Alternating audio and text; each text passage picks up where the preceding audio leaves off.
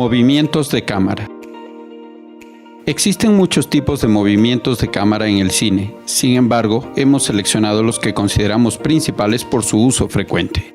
Debemos aclarar antes de nada que hay mucha información al respecto, por lo que dependiendo de las fuentes de consulta, muchas veces podremos encontrarnos contradicciones o simplemente nombres diferentes para cada movimiento. Esto a veces depende del país o región. A muy grandes rasgos, hay dos tipos de movimientos físicos y movimientos ópticos. Los primeros hacen relación a la cámara como tal y los segundos a la lente. Los movimientos de cámara físicos son aquellos en los que la cámara se mueve físicamente, tanto adelante como hacia atrás, hacia arriba o abajo, o de forma lateral u oblicua. Pero también hay muchas variantes y además se pueden combinar. Esta clasificación a su vez se puede dividir en movimientos de cámara sin y con desplazamiento. Movimientos de cámara sin desplazamiento. Este tipo de movimientos se realizan principalmente sobre trípode, pero también lo podemos hacer cámara al hombro o con cualquier otro soporte de cámara. Lo importante es tener claro el concepto. Dentro de estos movimientos empezaremos por la panorámica. La panorámica, también conocida como pan, es un movimiento de la cámara sobre su propio eje horizontal, es decir, de izquierda a derecha o viceversa. Es un movimiento similar a cuando giramos la cabeza. La panorámica nos ayuda a descubrir un espacio en su totalidad o a seguir una acción o a un personaje. Existe un tipo de movimiento panorámico diferente llamado whip pan, que se consigue con un desplazamiento rápido, lo cual produce en el lapso del recorrido un efecto conocido como barrido, que provoca imágenes borrosas.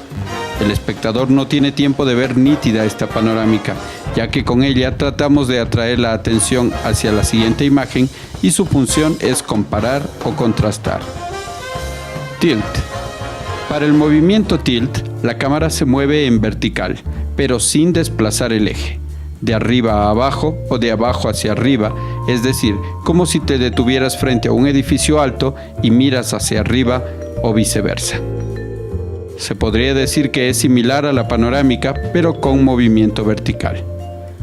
Aunque en cine se utilizan para estos fines trípodes especializados, hoy en día con la llegada de implementos electrónicos como los estabilizadores, se ha extendido el uso de todos los movimientos antes citados. De hecho, algunos te permiten hacer un movimiento de rol hasta de 360 grados. Movimientos de cámara con desplazamiento. En este tipo de movimientos, la cámara se mueve físicamente en cualquier dirección, pero no sobre un trípode, sino desplazándose. El primero de estos movimientos es el llamado traveling o dolly. Este consiste en desplazar la cámara físicamente, hacia adelante, hacia atrás, de manera lateral, de arriba hacia abajo o viceversa.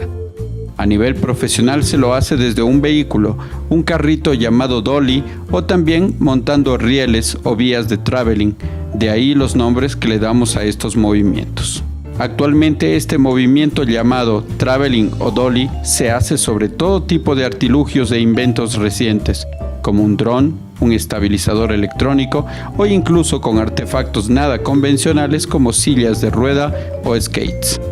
Una variante del movimiento traveling es el circular. En cine normalmente se hace montando unas vías con forma circular. En inglés se le llama ARC, de forma abreviada, o 360. Movimientos ópticos de la cámara. Son los movimientos en los que nos acercamos o alejamos desplazando internamente las lentes del objetivo. Este se puede hacer cuando usamos un objetivo de enfoque variable, llamado también objetivo zoom, con el cual modificamos la distancia focal. Dicho en otras palabras, nos acercamos o alejamos sin que la cámara se mueva. El zoom. A diferencia del traveling, cuando usamos el zoom de acercamiento, la distancia entre los objetos se comprime y el efecto es similar al de mirar por binoculares. Es decir, no es un movimiento natural, como los movimientos de cámara físicos.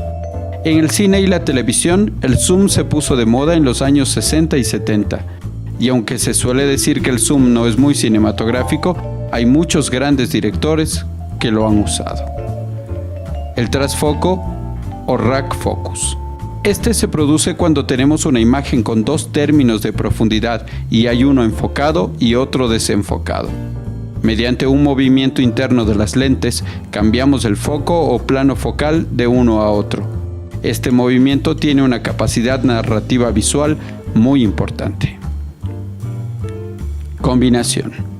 Si combinamos un movimiento físico como el dolly o traveling con uno óptico como el zoom, obtenemos un nuevo movimiento que se lo define como traveling zoom, dolly zoom o retro zoom. Esto se consigue haciendo zoom hacia adentro con la lente, al mismo tiempo que nos alejamos con la cámara, o viceversa. El efecto del traveling zoom o dolly zoom es que el tamaño del plano se mantiene, pero el fondo cambia, comprimiéndose o alejándose. Hemos analizado los distintos tipos de movimientos de forma muy general, pero es importante investigar más a fondo para saber cuál es el tipo de movimiento que le viene mejor a tal o cual escena, puesto que aportan a nuestra producción un componente narrativo muy importante para la compenetración del espectador con el mensaje que queremos transmitir visualmente. Hasta la próxima.